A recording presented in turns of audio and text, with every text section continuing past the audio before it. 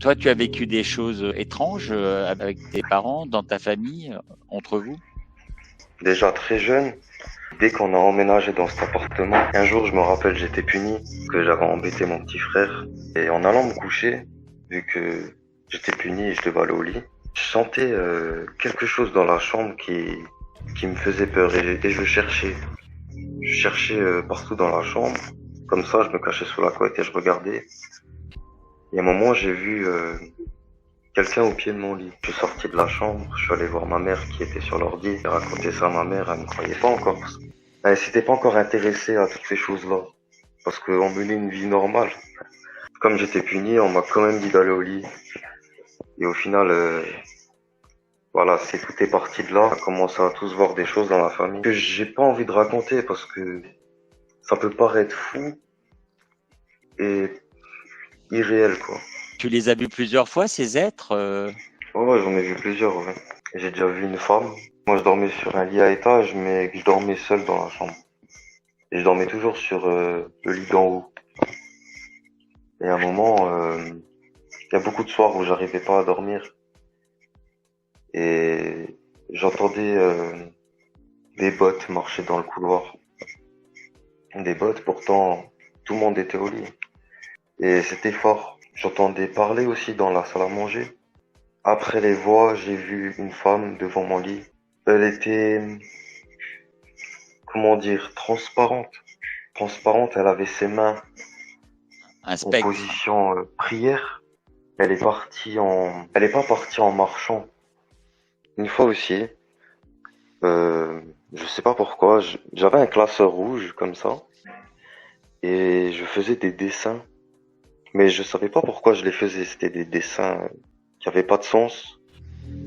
Et un jour, ma mère, elle a retrouvé ce classeur dans le placard du couloir et elle m'a demandé si c'était moi qui avais fait ça et le classeur, il était rempli de dessins qui avaient pas de sens, des monstres, des choses bizarres. Et il faut savoir que ce classeur, on l'a enterré au final.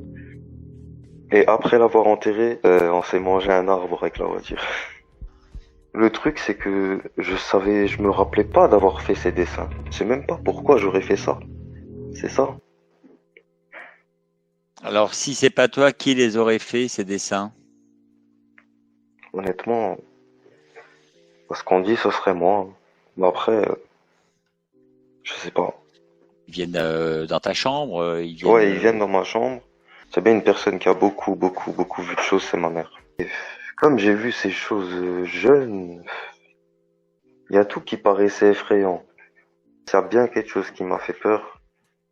J'ai arrêté de dormir seul et j'étais allé dormir avec mes frères. On dormait à trois dans un lit et je dormais tout à droite. Et je me réveille en pleine nuit et j'entends la porte s'ouvrir, mais je dormais sur le ventre.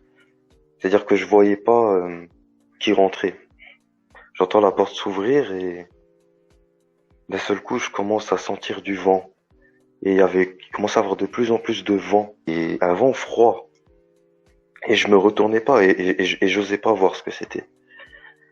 Et ça s'arrête et ça claque la porte. Après, j'entends mon frère à côté qui essaye de me réveiller, de me dire, jure, réveille-toi. Et je faisais semblant de dormir parce que j'avais peur. Et après, je regarde, je tourne ma tête et je vois que mon frère, en fait, il dort. Donc là, je comprends pas qui c'est qui m'a parlé et ce qui s'est passé. Après, j'ai pas dormi de la nuit et je suis allé à l'école. Voilà. Et ça, c'est vraiment une chose où j'ai beaucoup eu peur ce soir-là. Moi, j'incite personne à me croire. Moi, je sais juste ce que j'ai vu et ce que j'ai vécu. Pour moi, ces choses, elles existent. Si on a vu le diable, donc Dieu existe. Moi, c'est comme ça que je vois les choses. Après, oui, j'avais peur parce que j'arrivais plus à trouver le sommeil. On a peur de ce qu'on connaît pas, donc à l'époque, tu connaissais pas. Non, je connaissais pas. Il y avait mon Buzz l'éclair qui s'allumait tout seul. Sur le mur, il y avait comme un cercle lumineux comme ça qui apparaissait. Mais vraiment une lumière blanche, très blanche. Et ça pouvait pas venir de l'extérieur parce que les volets ils sont fermés. C'était quelque chose de comme un portail comme ça. Mais ça avait l'air bienveillant. Qu'est-ce que tu as Jamais eu vécu d'étrange comme contact? deux fois. Deux fois, ça m'est arrivé d'avoir une relation sexuelle pendant mes rêves avec comment dire avec un résultat quoi au final, un orgasme. Voilà, deux fois, ça m'est arrivé de faire un rêve où j'ai une relation physique avec une femme où je fais l'acte. Il y a un lieu, il y a un espace. C'est quelque chose que je vis, mais, mais je me réveille par la suite. Je me réveille et ben, je me rends compte que j'ai eu un orgasme dans la vraie vie, mais ça m'est arrivé d'avoir des douleurs après. C'est un rêve érotique ou pour toi, si tu avais affaire à quelque chose de surnaturel dans ce contact? Ben, la femme en question, elle avait des yeux noirs, tout noir. Genre, il y avait pas le blanc des yeux. Et elle avait une poitrine vraiment très très faible. Ça a duré longtemps, Non, cette relation? ça dure pas longtemps, vraiment. Rapide et quand on se réveille, ben, on voit qu'on a eu l'orgasme, mais on a des douleurs après. Ça t'est arrivé plusieurs fois d'avoir un orgasme avec un esprit ou avec une entité venue d'ailleurs? Ben, moi, ça m'arrivait que deux fois et c'était pas de manière rapide, ça m'arrivait une fois et après, ça m'arrivait 6 mois après. Mais après, j'ai pu. Merci en tout cas de nous livrer ce témoignage, c'est pas facile. On a déjà eu des témoignages d'incubes ou de succubes, on appelle ça, qui ont des rapports sexuels avec les humains durant leur sommeil. Et là, toi, tu nous dis que ça a été jusqu'à l'orgasme, donc pour toi, il n'y a pas de doute, c'était pas logique ce qui se passait, quoi. Hmm. Bon, après, la douleur, si je pourrais mettre un mot dessus, ça serait comme des picotements. Ça, ça pique vraiment, ça pique. Je sais pas, c'est comme des aiguilles comme ça. Et je sais que c'est quelque chose d'étrange qui m'est arrivé. Antonio, je Non. sais qu'il avait des griffures, des trucs Ouais, comme nous on ça. avait des griffures, Ouais. on avait Mais des moi, coups, j'avais pas. on avait des coups, on avait des... ouais. Des bleus. Il s'est fait pousser, jouer à la play, il s'est fait pousser par terre, par le ventre. On l'a poussé en arrière. Merci de nous recevoir pour parler de possession, qui est un sujet quand même assez controversé par l'Église. En tout cas, l'Église a renforcé les prêtres exorcistes. Y a-t-il plus de possession aujourd'hui? Je sais pas, mais en tout cas, vous avez vécu et assisté à des choses qui vous ont marqué. C'est passé en 2011-2012.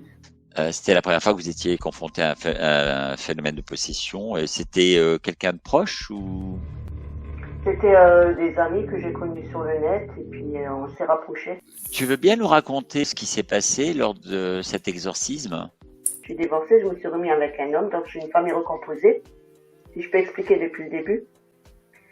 Et j'ai commencé l'écriture automatique parce que j'ai connu ma belle-mère que 5 mois. C'était une femme admirable avec qui j'ai tout de suite eu des liens très forts et qui est décédée. Donc j'ai continué, j'ai voulu continuer à avoir ce lien avec elle. Donc je suis passée par l'écriture automatique intuitive. Et là j'ai ouvert des portes et je pensais que c'était elle et c'était quelqu'un qui se faisait passer pour elle. Donc ça a ouvert comment dire, des portes. Et dans les écritures, il disait toujours je suis ton ami, je suis ton ami. Mais il disait des choses que vraiment qui s'est passé quand j'étais donc avec la famille, avec cette femme et tout ça. Je veux dire tout correspondait. Et après j'ai déménagé et je suis allée dans un appartement qui était une ancienne caserne militaire. Et là-dedans il y avait aussi des âmes. Et donc ça fait boule de neige. J'ai eu avec ces âmes qui essayaient de passer à partir de l'écriture automatique, plus ces âmes qui étaient déjà là-bas, il y avait une infestation diabolique avec 3 démons. chez moi. De là, tu es amené à assister à un exorcisme, c'est ça? Oui, donc on s'est regroupés tous. L'entité qu'il y avait chez moi était commune. On avait les mêmes entités communes, chacun chez soi. On était 4 personnes, donc quatre lieux différents. Après, on s'est tous regroupés les uns chez les autres pour justement nettoyer tout ce qu'il y avait chez nous. Donc vous avez fait un rituel ensemble, en même temps? Comment ça se passe? Déjà, pour se protéger, ben, on a dû se protéger, donc bénir et porter des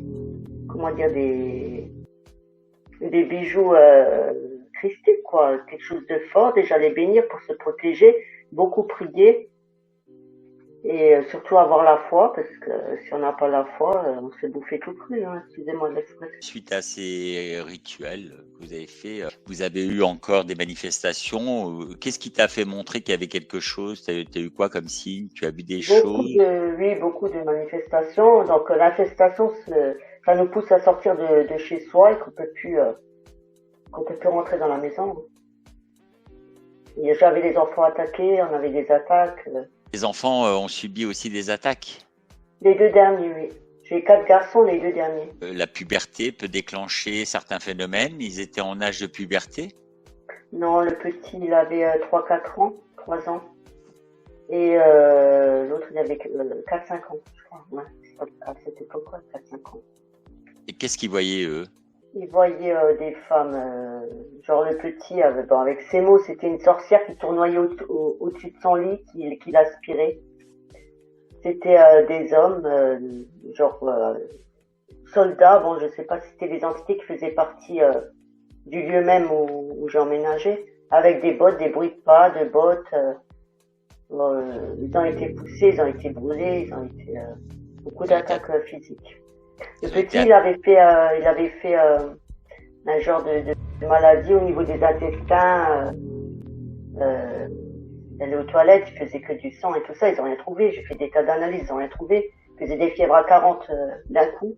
Ils prenaient leur bain, ils étaient brûlés avec l'eau. Pour toi, c'était un esprit ou un esprit démoniaque qui ouvrait les robinets, qui affectait les enfants comme ça? Au départ, avant que je connaisse ces personnes, donc je pensais que ça venait du lieu même. C'était quelque chose de malsain. Je priais, je mettais de l'hysope pour pas avoir, c'est-à-dire l'huile d'olive bénie, sur tout le corps, sur moi, mes enfants, mon mari, pour pas être attaqué. Au niveau des manifestations, il y avait énormément de choses, hein, mais là. En général, les hommes, eux, le mari, tout ça, ils sont sceptiques. En plus, c'est plus difficile à convaincre. Et lui, il réagissait comment par rapport à ce qui se passait chez vous? Il ne croyait pas. Jusqu'au jour où il avait pause de matin, c'est levé à 4 heures, il a pris son café, c'était on était au balcon. Puis il regardait les arbres devant le balcon et puis il a senti quelque chose, un coup de poing, le traverser, il s'est retourné, lui, il avait personne. Alors là, il est devenu bleu, quoi, il a eu peur. Cette entité, elle avait une action sur vous, sur la famille, sur les enfants, sur le mari, tout le temps, depuis que vous habitez cette nouvelle maison? Ça s'est pas produit tout de suite, hein, c'est au fur et à mesure des mois. C'est venu tout doucement, progressivement. Il y avait des matérialisations même. Hein. Qu'est-ce que vous appelez matérialisation? Un matin, je me suis levée et j'ai vu quelqu'un devant moi, en une fraction de seconde, et puis il a disparu. Un spectre? Oui, il y a même, je veux dire, on s'est servi de mon fils aussi. C'est pour ça que je vous dis, à sa manifestation, pardon. Je faisais la vaisselle et il a pris l'apparence de mon fils, le grand. Il m'a traversé, il a foncé sur moi, je faisais la vaisselle. Et il a foncé sur moi. Je pense que chacun est resté quand même marqué, parce que là, je voulais plus du tout rester chez moi. Même après qu'il y a eu les nettoyages et tout ça. Mais je pense que ça nous a déjà très marqué parce que c'est une expérience que je souhaite à personne. Vous avez assisté à un exorcisme? Moi déjà j'ai été pris. J'ai assisté donc à 2 exorcismes. On m'avait soupçonné d'avoir quelque chose parce que j'avais les yeux qui changeaient. J'étais toujours là en train d'écouter, trouver que j'avais déjà qu'il y avait quelque chose. Quand on a fini de nettoyer, de purifier, d'exorciser chez l'autre couple d'amis, ils sont venus chez moi et de là c'est sorti de chez moi pour aller chez ma meilleure amie, quoi. C'est sorti de par ma bouche pour aller chez elle. Alors là, ça m'interpelle. C'est-à-dire que vous aviez un démon en vous et il est sorti par votre bouche pour rentrer dans la sienne et la posséder, c'est ça? Ouais. Et qu'est-ce qui est arrivé ensuite à cette amie? Cette amie, donc on l'a exorcisée chez moi, hein, elle a commencé à, comment dire, on a anticipé beaucoup, parce que on savait pas à qui on avait affaire. Apparemment, elle en avait trois. Et donc ça a commencé comme ça. On avait pris le repas, on est arrivé chez moi, on avait fait 1000 kilomètres, on est monté chez moi. On a ouvert la porte, ça sentait le soufre. À fond la caisse, hein, dans toute la maison. Après, on a pris le repas, tout était bien. Et puis elle commençait, elle avait déjà une croix sur elle. Et elle commençait tout de suite à avoir des mal-être. Elle a aussi tout doucement, sans qu'on s'en rende compte. Tout ce qu'elle portait, elle les a mis dans la poche.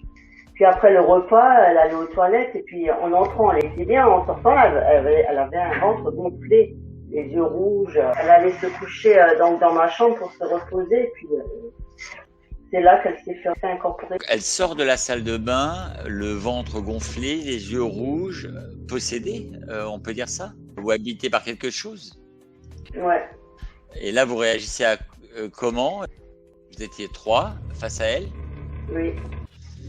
Et est-ce qu'elle parlait un dialecte particulier?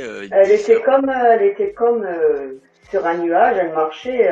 Elle déambulait, elle marchait, mais elle était plus elle-même déjà. Hein. Donc on l'a pris gentiment. Bon, moi j'étais pas pour ça. Hein. La médium s'était attachée directement avec des sangles et des ceintures, tout ça. Moi et l'ami, on était pas pour ce genre de choses. Mais bon, elle nous a expliqué que voilà, fallait anticiper qu'il n'y avait pas le choix. Elle a attaché au salon sur le fauteuil. Hein. Ah, vous avez attaché votre amie? Ouais. Qui sort des WC, les yeux rouges, le ventre gonflé, hop, il l'attache. En sortant des toilettes, elle a dit, elle se sentait, donc elle a pris sa Bible, elle se sentait pas bien. Elle a dit, je vais m'allonger, donc elle s'est allongée dans ma chambre. Et après, elle s'est relevée, elle était encore moins bien. Alors on fait quoi à ce moment-là? On fait des prières, c'est ça? On a commencé à prier, on a préparé donc tout de suite le matériel, la croix. Donc l'ami lui tenait la croix sur elle, sur le front, et on priait.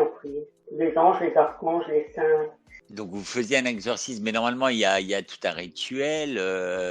Qui était initié à ce rituel? Parce que il faut faire ça vraiment sérieusement. Donc là, on est face à quelque chose qu'on connaît pas. Cette médium avait déjà fait beaucoup elle était, comment dire, elle était spécialisée. Oui, voilà. Et donc vous la suivez, vous assistez à cet exorcisme, ça vous fait peur? Ce que vous voyez? Oui. Rien que le fait de voir mon ami comme ça, oui. D'ailleurs, je me suis fait avoir en plein exorcisme, donc voilà, parce que moi j'avais beaucoup de compassion.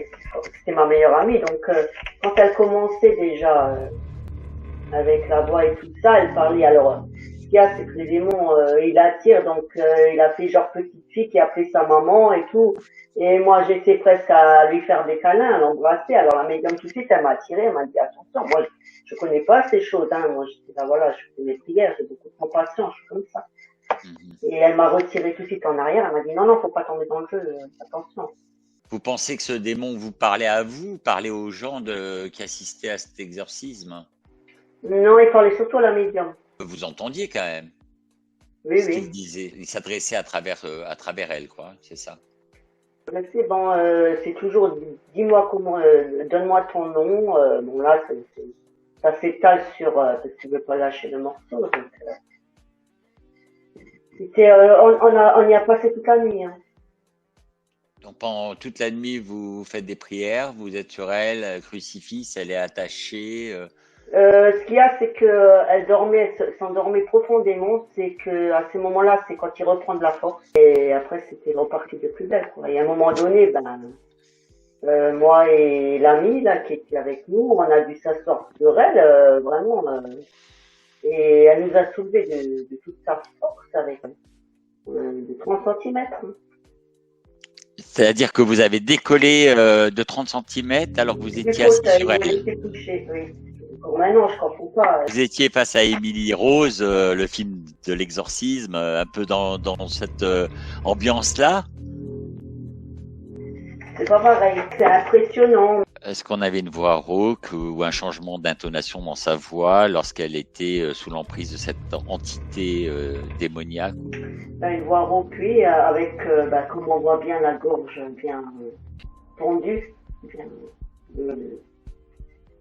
comment on appelle le goitre.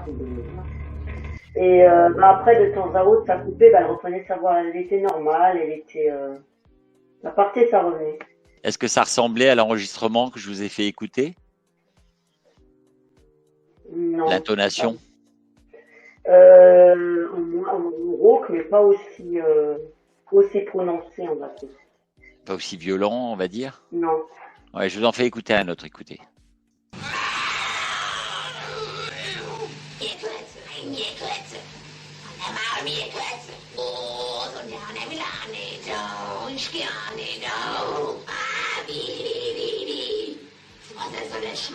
Un être prend possession de vous et parle à travers vous. Alors vous avez transmis par la bouche une entité à votre ami et après vous faites un exorcisme pour la sauver de cette entité. C'est bien ça? Ouais. Comment dire, quand c'était en moi, j'ai vu mon sang, j'ai vu mes atomes ou chromosomes, ou je sais pas comment. Toute la circulation de mon sang, j'ai vu plein de choses. J'étais comme dans un cauchemar. Pour vous, est-ce que vous aviez vraiment affaire à quelque chose d'irrationnel? J'étais pas prête, si on m'aurait dit un jour que non. Et vous étiez témoin?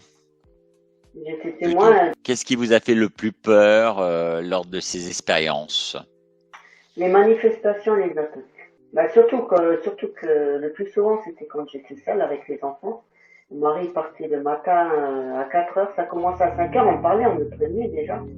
On me disait ouvertement, j'entendais des voix, ça y est, il va partir, c'était des menaces, c'était des odeurs, des attaques,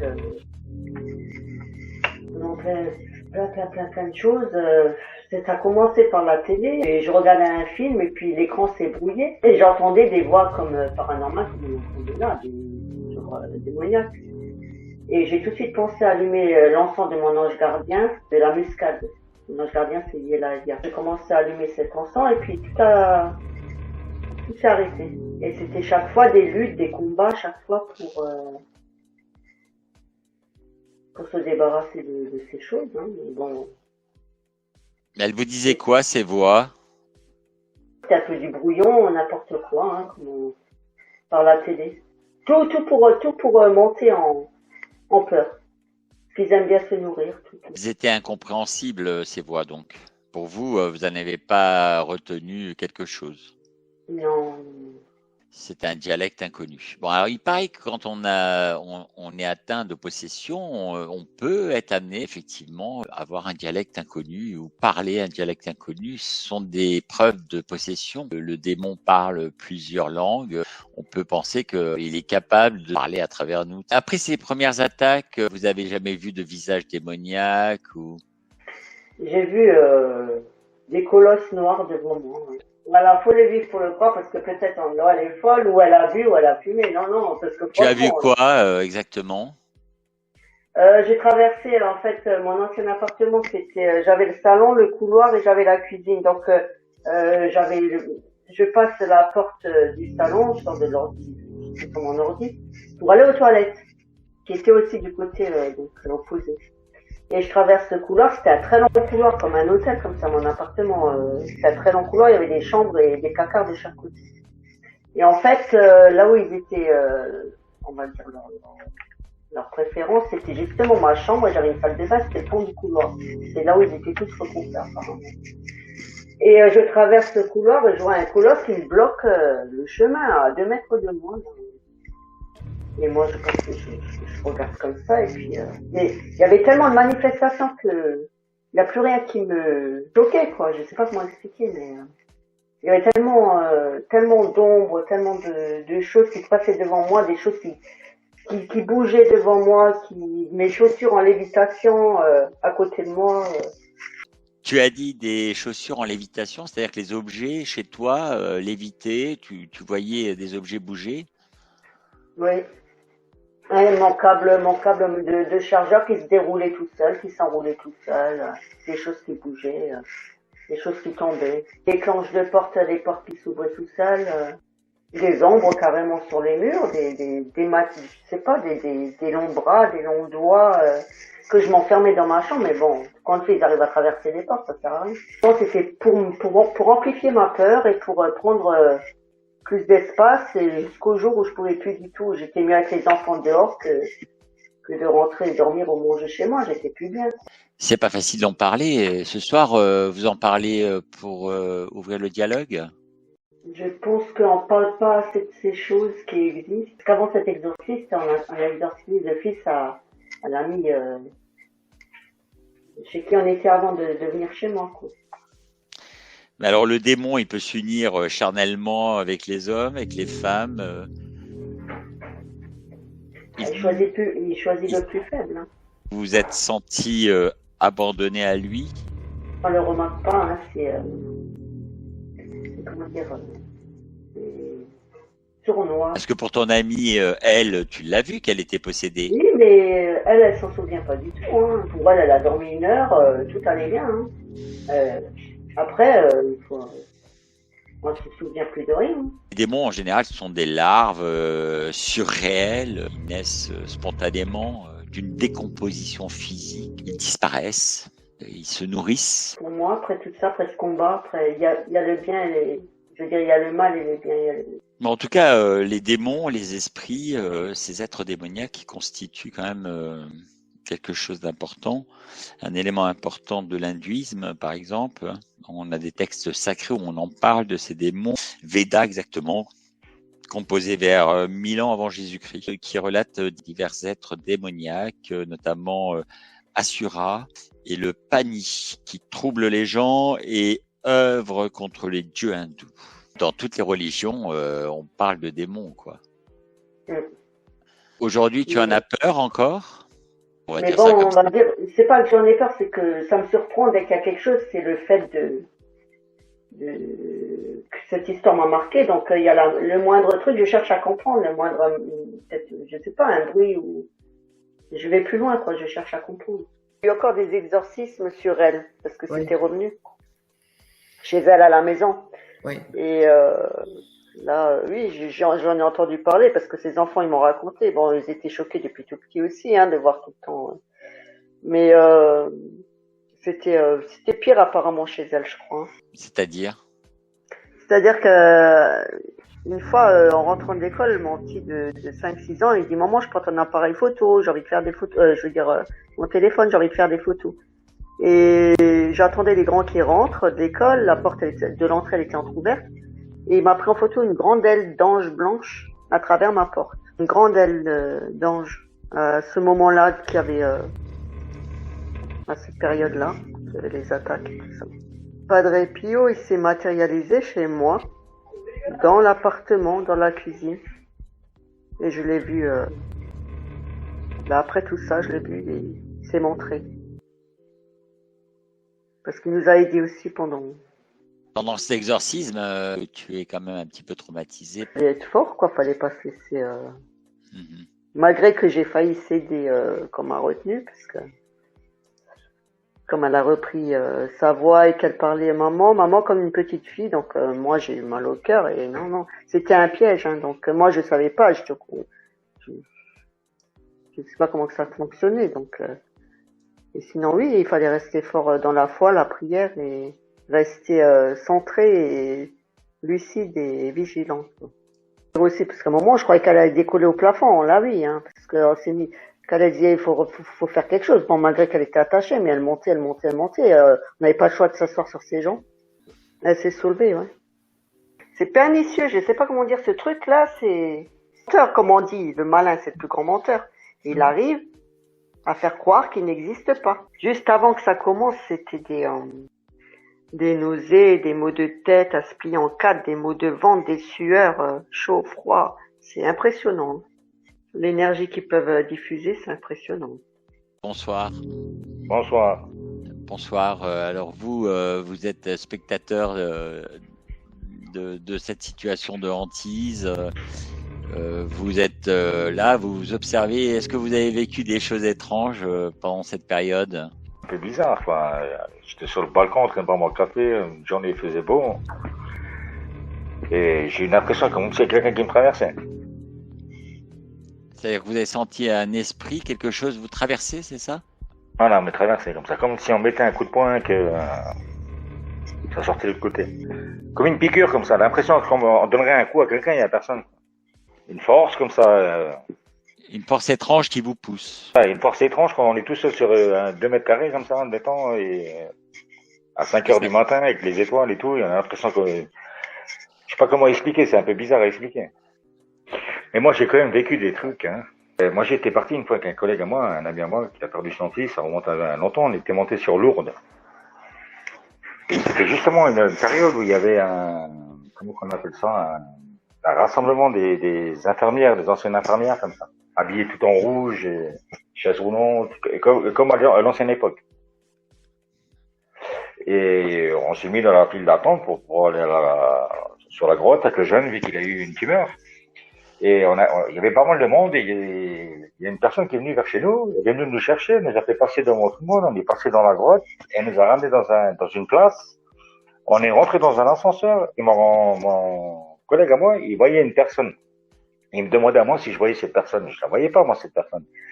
Et quand son fils, il est tombé gravement malade, et moi je travaillais sur Strasbourg, et je suis monté sur Strasbourg pour aller voir son fils, et c'est moi qui ai vu après cette dame dans l'ascenseur. On n'a jamais pu expliquer pourquoi, comment c'était passé. C'était un esprit? C'était une dame, je pense, moi je pensais que c'était peut-être une arrière-grand-mère à lui ou à moi, parce que c'est quand même style ancien, quoi. C'était une grand-mère ancienne, tout habillée tout en noir et tout. Habillé comme à l'époque. Voilà, comme à l'époque, quoi. Et vous, dans l'ascenseur, vous croisez une entité qui est là? Bon, voilà. Et moi, j'y crois parce que j'ai quand même vécu des trucs. Moi, il y a des trucs qui me sont apparus quand même à tes dates anniversaires ou des trucs comme ça que j'ai déjà discuté avec ma femme. Il y avait un démon, une énergie un peu bizarre qui perturbait votre famille, c'est ça? Moi, je l'ai ressenti par rapport au balcon. Moi, j'ai un jeune qui a vu un pendu dans une chambre. Il nous avait raconté ça une fois. Parce que nous, on habitait à l'époque à Forbach, dans l'ancienne maison. C'était une ancienne caserne militaire de la Première Guerre mondiale. Donc, qu'est-ce qui paraît, il y avait pas mal de anciens militaires qui ont vécu la misère, on va dire les poilus, quoi. Ils se sont pendus ou des trucs comme ça. Et dans l'appartement que nous on a pris, et je vais pas raconter combien d'années, 5-10 ans après que le mec s'est pendu, hein. Ouais, il y a eu des entités mélangées aux démons, quoi. Après, il y a eu des entités mélangées aux démons, soi-disant, hein, et mon jeune, il a vu, il voyait un pendu qui s'était pendu dans cette chambre, hein, comme il était accroché et tout. Il lui apparaissait que lui, hein. Ça s'est produit quand vous avez habité cette maison. Voilà. Votre dame vous parle de cet exorcisme, elle vous raconte ce qu'elle a vu sa copine se lever en l'air, etc. Et moi, j'ai vu, moi, les vidéos, quand même, hein. Vous avez vu les vidéos de cet exorcisme? Voilà, quand la collègue à ma femme se levait sur le canapé, qu'il la tenait et tout ce qui s'ensuit. Et ils étaient à plusieurs à la retenir pour pas qu'elle décolle, quoi. Ouais, ils ont même attaché, je crois. Ils l'ont attachée. Elle était sur un lit, dans un lit? Non, elle était sur un canapé. Attachée. Donc votre femme vous montre aussi. Il avait commencé Il y a votre dame qui nettoyage, va... hein, qu'est-ce qui s'ensuit, parce que c'était dans le canapé, c'était dans le salon, parce qu'on avait salon et salle à manger, ça faisait 2 pièces. Et on était partis 15 jours en vacances, et quand on est revenu, il y avait des écrits, on va dire, sur une flise, et on a tout arraché après et tout, quoi. Et après, quand moi j'étais rentré, que j'étais après tout ce nettoyage qu'il y a eu, quoi, quand moi j'étais rentré seul avec les enfants, parce que ma femme elle était restée encore là-haut, et bon, on se sentait plus pareil dans la maison, quoi, hein. Mais alors, quand vous regardez cette vidéo, vous dites quoi? C'est un film, c'est surréaliste. Mais écoutez, vu que je connais moi les personnes qui étaient dans la vidéo et tout ce qu'ils ont su, je peux pas dire que ça a été assez un montage. C'est truqué. D'accord. Ma femme elle va pas me raconter que c'est truqué, c'est monté, parce que je l'ai vu de mes propres yeux, je l'ai même regardé plusieurs fois pour essayer d'analyser, essayer de voir quelque chose, que si c'est pas juste un coup de speed, mais elle se décolle bien les canapés, quoi. Elle monte pas à 1 mètre de haut, mais on va dire 10-15 cm, elle se décolle, hein. Ça vous a fait peur de voir ça? C'est impressionnant quand même, hein. On te remercie de nous avoir livré ton expérience paranormale. Et si vous voulez parler de vos expériences, même en son, vous venez vendredi à 21h. Et abonnez-vous, likez la page, partagez-la, parce que c'est grâce à ça qu'on va avoir des témoins. Et comme on dit, à bientôt, hein. À bientôt sur le live. Salut à tous. Bienvenue les monde. Merci. Bougez pas dans les studios, restez avec nous et comme on dit, je vous embrasse. Vous êtes sur Fréquence. C'était Fréquence Paranormale encore ce soir avec vous. Salut.